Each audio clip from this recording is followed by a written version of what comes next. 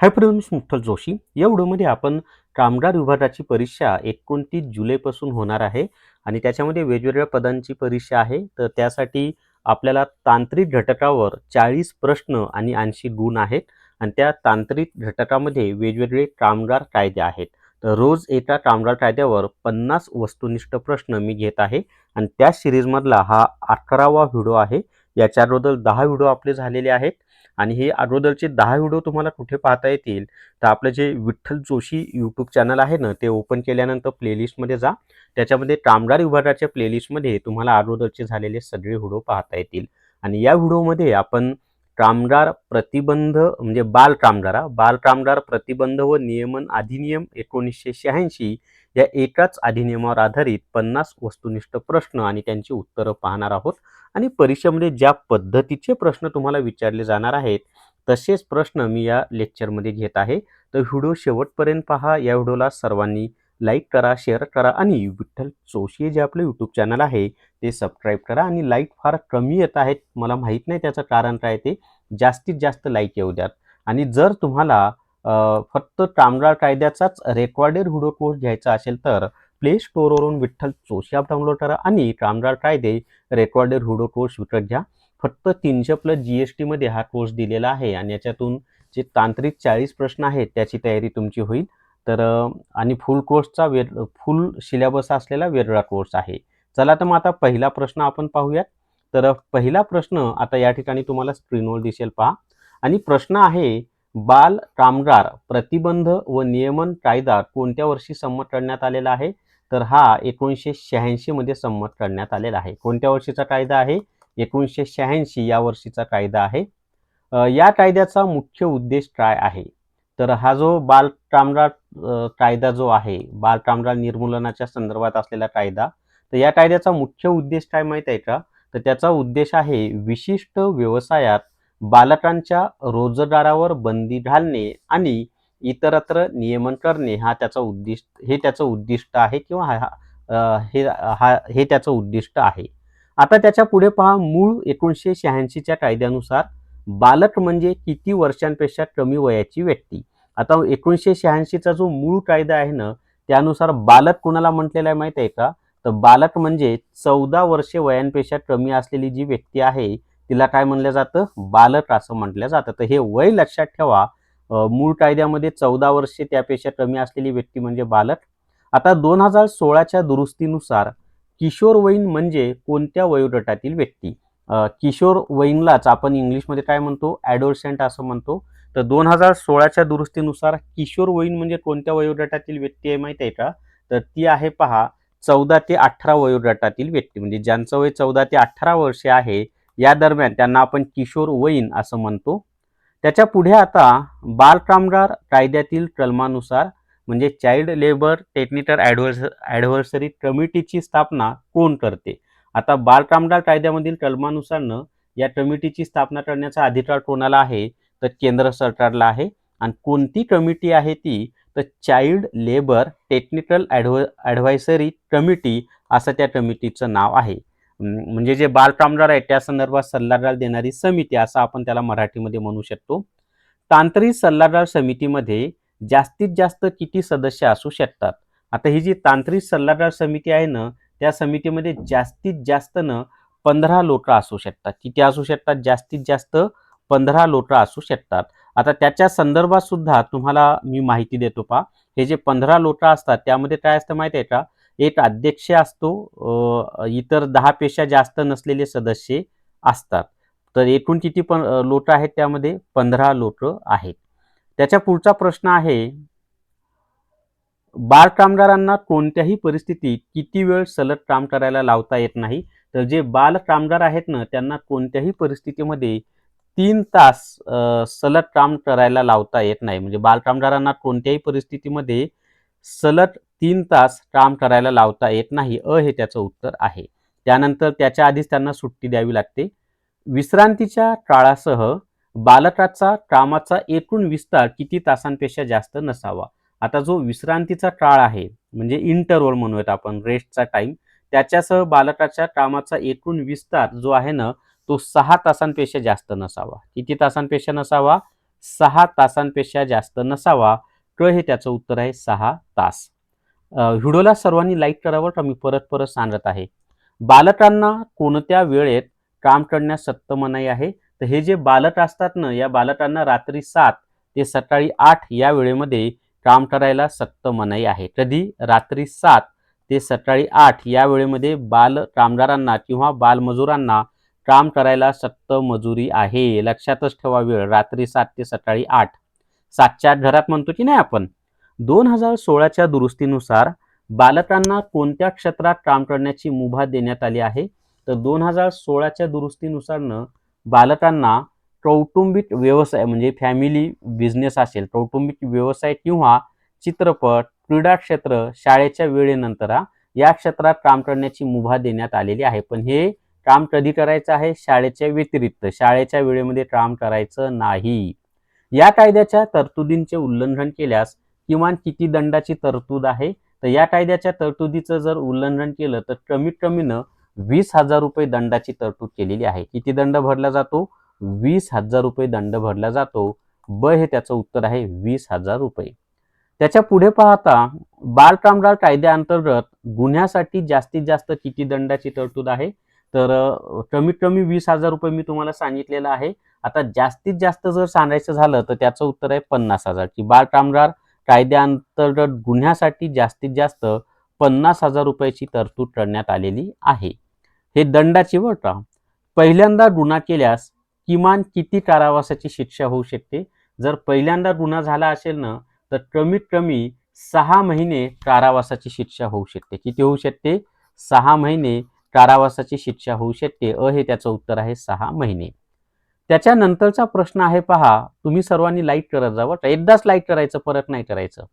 2016च्या दुरुस्तीनुसार धोकादायक व्यवसायांमध्ये किशोरवयीन मुलांच्या रोजगारावर काय निर्णय घेण्यात आलेला आहे? किशोरवयीन म्हणजे 14 ते 18 वर्ष. तर 2016च्या दुरुस्तीनुसार धोकादायक व्यवसायांमध्ये किशोरवयीन मुलांच्या रोजगारावरनं त्यांना पूर्णपणे बंदी घालण्यात आलेली आहे. म्हणजे जे धोकादायक व्यवसाय आहेत, जसं फटाके निर्मितीचा व्यवसाय असेल, खाणकाम व्यवसाय असेल, असे जे धोकादायक व्यवसाय आहेत तिथं बालमजूर किंवा बालकामगार ठेवण्यास पूर्णपणे बंदी घालण्यात आलेली आहे. प्रत्येक बालकाला आठवड्यातून किमान किती दिवस सुट्टी मिळणे आवश्यक आहे? तर प्रत्येक बालकाला आठवड्यातून कमीत कमी एक पूर्ण दिवस सुट्टी मिळणं आवश्यक आहे. पूर्ण दिवस म्हणजे 24 तास. लक्षात आलं? एक पूर्ण दिवस सुट्टी मिळणं आवश्यक आहे. अजूनही 35 प्रश्न आपल्याला पाहायचे आहेत. पण जर तुम्हाला कामगार आयुक्तालय रेकॉर्डेड हुडो कोर्स घ्यायचा असेल, यामधून संपूर्ण सिलेबस कव्हर होतो, तर प्ले स्टोअरवरून विठ्ठल जोशी ॲप डाउनलोड करा आणि कामगार आयुक्तालय रेकॉर्डेड हुडो कोर्स विकत घ्या. याच्यामध्ये कामगार कायदे दिलेले आहेत, जीके आहे, मराठी व्याकरण आहे, इंग्लिश ग्रामर आहे, बौद्धिक चाचणी आहे. आणि याचा फायदा तुम्हाला कामगार विभागामध्ये तर होणारच आहे. त्या व्यतिरिक्त आरोग्य विभागाची जाहिरात येणार आहे, इतर डिपार्टमेंट, नगर परिषदची जाहिरात येणार आहे, त्यामध्ये सुद्धा तुम्हाला फायदा होईल. तलाठीला तर आता होणार नाही, कारण तलाठी कुठे गेलेली आहे? एमपीएससीकडे गेलेली आहे. चला त्याच्या पुढचा प्रश्न पाहूयात आपण आता नेक्स्ट. पुढे आता 16 नंबरचा प्रश्न तुम्हाला स्क्रीनवर दिसेल पहा. आणि प्रश्न असा आहे की मालकाने कामाच्या ठिकाणी बालकामगारांची माहिती कोणाला कळवणे बंधनकारक आहे? तर मालकाने कामाच्या ठिकाणी बालकामगारांची जी माहिती आहे ती स्थानिक निरीक्षक, म्हणजे बऱ्याच जणांनी निरीक्षक किंवा इन्स्पेक्टर पदासाठी अर्ज केलेला आहे की नाही, तर त्यांनाच ही माहिती कळवणं आवश्यक असतं, हे लक्षात ठेवा. म्हणजे या कामगार विभागामध्ये निरीक्षक पद खूप महत्वाचं आहे बरं का. जसं पोलीस स्टेशनला PSI पद असतं की नाही, तसं. बालकामगाराचा जन्मदिनांक ठरवण्यासाठी कोणता पुरावा ग्राह्य धरला जातो? तर बालकामगारांचा जन्म दिनांक ठरवण्यासाठी कोणता पुरावा ग्राह्य धरला जातो? तर महानगरपालिका किंवा शाळेचा दाखला किंवा वैद्यकीय प्रमाणपत्र यापैकी कोणताही पुरावा असला तरी चालतो. त्याच्यानंतर आता 18 नंबरचा प्रश्न आहे. धोकादायक प्रक्रिया या कायद्याच्या कोणत्या भागात स्पष्ट केल्या आहेत? तर ज्या धोकादायक प्रक्रिया आहेत या कायद्याच्या परिशिष्टामध्ये स्पष्ट केलेले आहेत. म्हणजे या कायद्यामध्ये काही परिशिष्ट दिलेले आहेत आणि त्या परिशिष्टामध्ये धोकादायक व्यवसाय कोणते आहेत, जिथं बालमजूर काम करू शकत नाही किंवा बालकामगार काम करू शकत नाहीत, त्याची माहिती या वेगवेगळ्या परिशिष्टांमध्ये दिलेली आहे. या कायद्यानुसार निरीक्षकाची नेमणूक कोण करते? तर निरीक्षकाची नेमणूक करण्याचा अधिकार हा कोणाला आहे? तर समुचित सरकार म्हणजे योग्य त्या सरकारला त्याचा अधिकार आहे. मग ते राज्य सरकार असू शकतं. ठीक आहे. तर समुचित सरकार म्हणजे ज्या राज्यामध्ये हे तो निरीक्षक नेमायचा आहे त्या राज्याचं राज्य सरकार. त्याच्या पुढे आता 20वा प्रश्न आहे पहा. जर एखादी व्यक्ती दुसऱ्यांदा या कायद्याचे उल्लंघन करत असेल तर शिक्षेचे स्वरूप काय असते? तर जर एखादी व्यक्ती दुसऱ्यांदा या कायद्याचं उल्लंघन करत असेल ना, तर शिक्षेचं स्वरूप 1 ते 3 वर्षे कारावास इतकं असतं. किती असतं? 1 ते 3 वर्षे.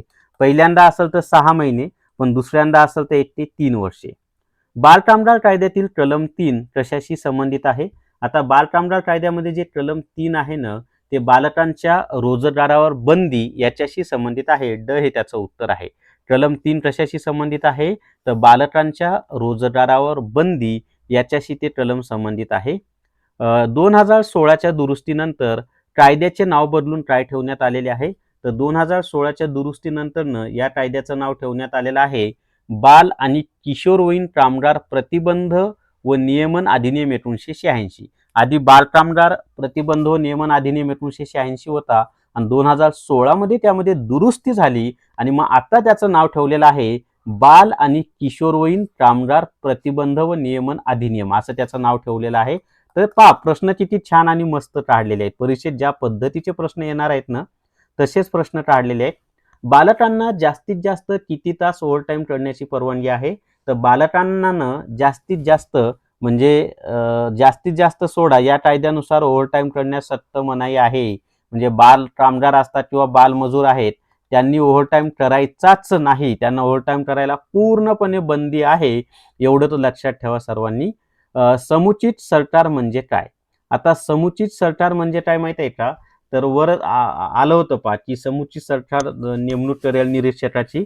तर समुचित सरकार म्हणजे इथं पहा रेल्वे, बंदर किंवा केंद्र सरकारच्या अखत्यारीतील आस्थापनांसाठी केंद्र आणि इतरांसाठी राज्य सरकार. म्हणजे रेल्वे, बंदर, केंद्र सरकारच्या अखत्यारीत आस्थापनांसाठी केंद्र सरकार आणि इतर जे आहेत मार्केट कमिटी वगैरे त्यांच्यासाठी राज्य सरकार. क्लिअर झाले? तर त्याला समुचित सरकार असं म्हटलेलं आहे. त्याच्या पुढे आता 25 नंबरचा प्रश्न पहा. व्हिडिओला लाईक करा बरं का. ज्यांनी केलं नसेल त्यांनी, ज्यांनी केलं असेल त्यांनी परत करायची गरज नसते. आणि व्हिडिओ जास्तीत जास्त शेअर करा. इतकी छान मेहनत घेऊन मी तुमच्यासाठी व्हिडिओ बनवत आहे. बालकामगारांच्या कामाच्या ठिकाणी पिण्याच्या पाण्याची सोय करणे ही कोणाची जबाबदारी असते? तर बालकामगारांच्या कामाच्या ठिकाणी पिण्याच्या पाण्याची सोय करणे ही जबाबदारी मालकाची असते. कोणाची आहे? मालकाची आहे. की तो बालकामगार ज्या ठिकाणी कामाला जात आहे तिथल्या मालकाची ती जबाबदारी असते. त्याच्यानंतर आता बालकामगार कायद्यानुसार आरोग्य आणि सुरक्षिततेचे नियम बनवण्याचा अधिकार कोणाला आहे?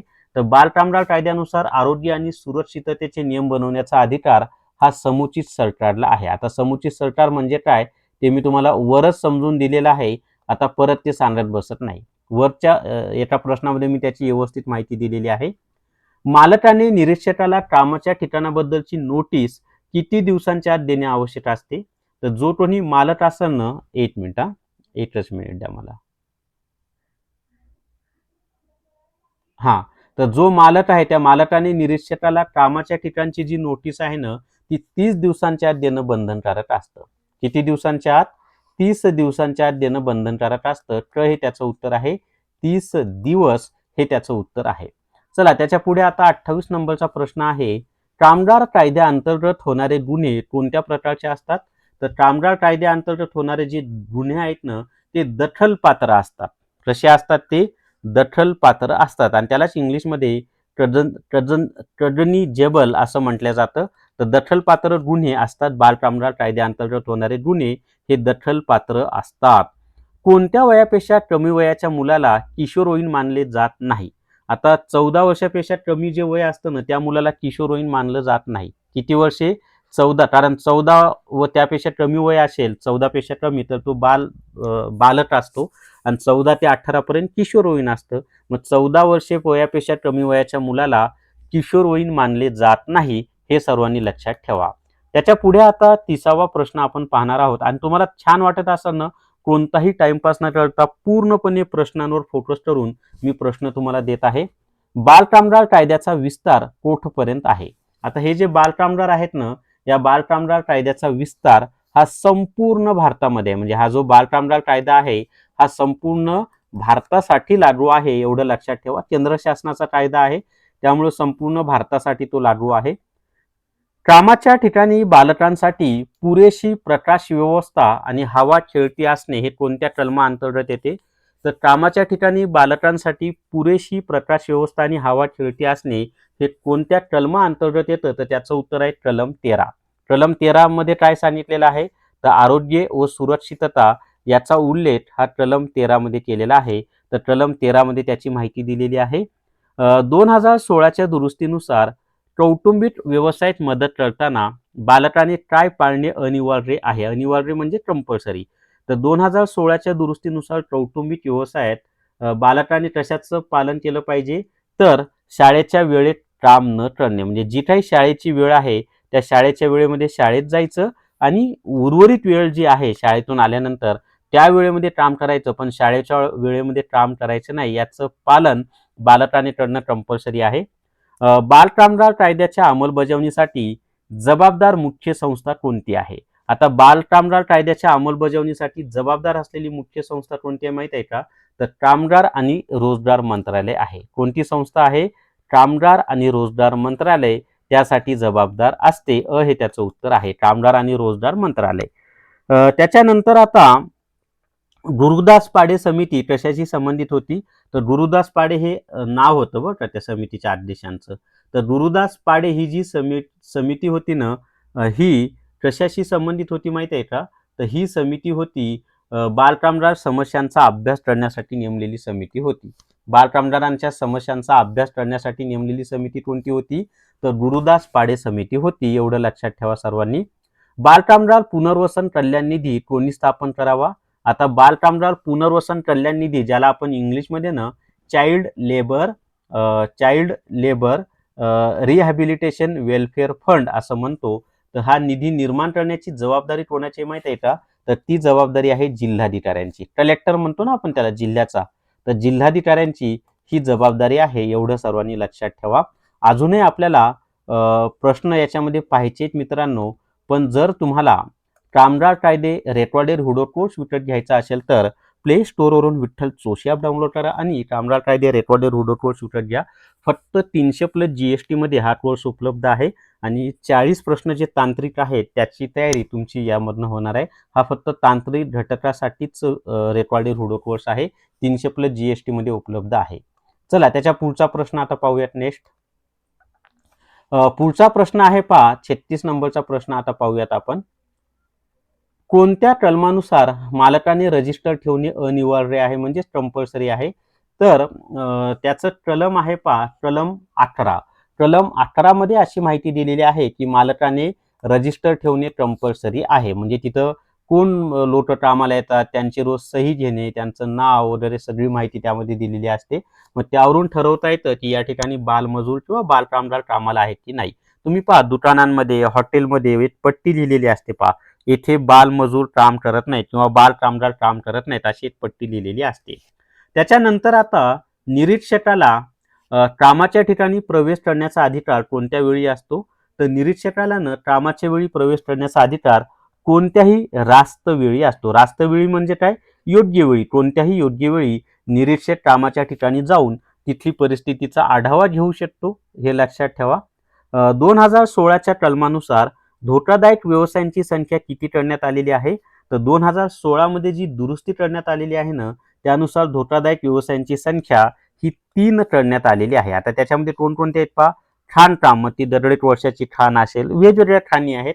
स्फोटके म्हणजे मी फटाके बोललो की नाही ते, आणि कारखान्यातील धोकादायक प्रक्रिया म्हणजे केमिकल्स वगैरे जिथं धोकादायक असतात त्या ठिकाणी सुद्धा हे करता येत नाही. काय? बालमजूर किंवा बालकामगार त्या ठिकाणी कामाला ठेवता येत नाहीत. त्याच्या पुढे आता 39 नंबरचा प्रश्न आहे. बालकामगार प्रतिबंधासाठी भारताने ILOच्या कोणत्या महत्वाच्या करारावर स्वाक्षरी केली आहे?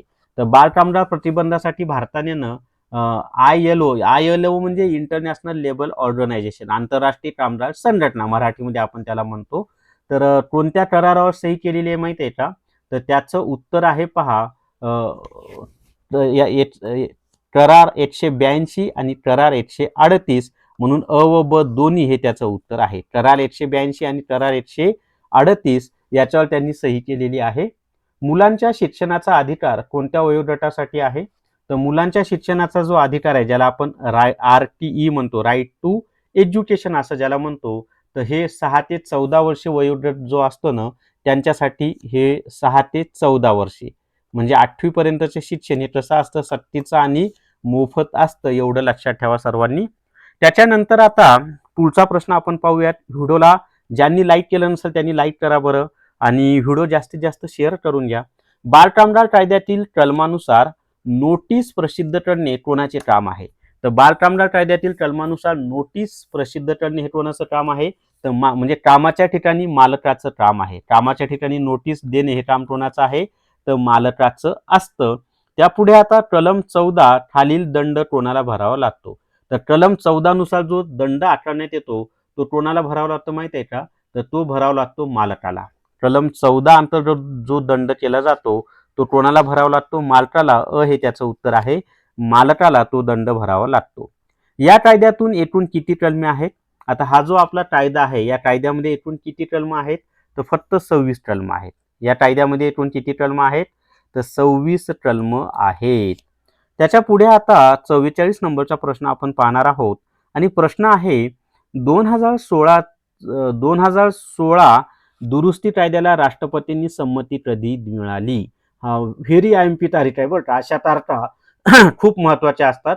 तर या ठिकाणी लक्षात ठेवा की 2016 दुरुस्ती कायद्याला राष्ट्रपतींची संमती कधी मिळाली? तर ती मिळालेली आहे 29 जुलै 2016 ला. कधी मिळालेली आहे? 29 जुलै 2016 रोजी या कायद्याला राष्ट्रपतींनी संमती दिलेली आहे. जर मालक बालकाचा जन्मदिनांक सिद्ध करू शकला नाही तर कोणाचे मत अंतिम मानले जाते? होतं कधी कधी असे काही मुलं आहेत की त्यांचा जन्माचा पुरावाच काही नाही, जन्म दाखलाच त्यांच्याकडे नाहीये, मग कोणाचं मत ग्राह्य मानलं जातं?